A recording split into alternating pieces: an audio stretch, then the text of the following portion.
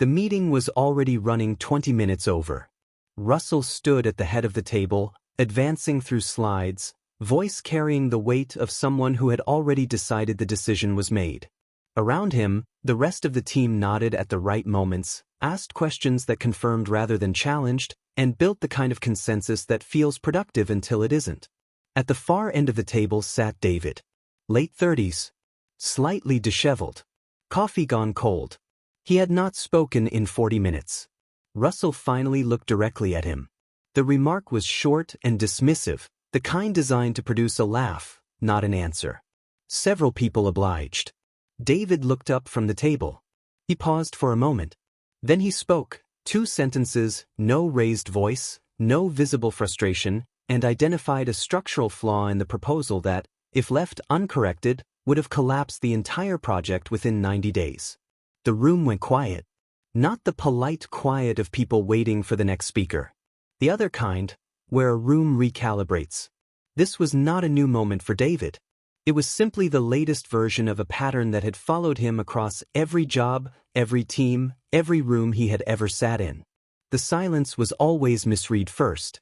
People took it for arrogance or disengagement or an inability to collaborate.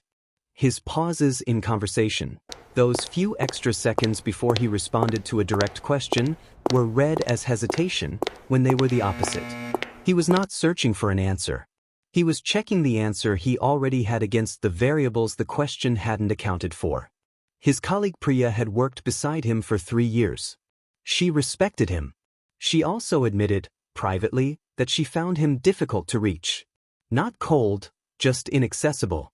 His mind moved in a direction she couldn't always follow, and the gap between his processing and his output made him feel further away than he was. His humor did not help. It arrived without warning, precise, a little unsettling, landing in the middle of tense moments when no one else had thought to laugh. People were never quite sure whether David had lightened the room or exposed something in it. He returned to topics long after others had moved on, not because he was stuck, but because his mind had kept working on them quietly and 3 days later had produced a better angle. To most people, this looked like an inability to let things go. It was the opposite. It was a brain that filed nothing away until it was finished. What cognitive researchers have documented about minds like David's is not what popular imagination tends to picture. Exceptional intelligence is not a louder, faster version of ordinary thinking. It is a fundamentally different orientation toward information, one that prioritizes accuracy over speed, depth over performance, and processing over display. The prefrontal cortex in high-functioning analytical minds maintains active engagement long after other cognitive systems have moved to conclusion.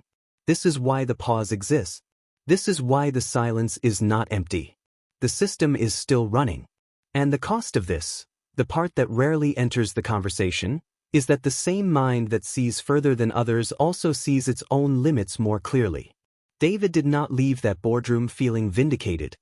He left it already questioning whether he had framed the flaw correctly, whether there was a dimension he had missed, whether the certainty in his voice had been warranted. This is what research into high-order cognition consistently finds. The most capable minds are frequently the least certain.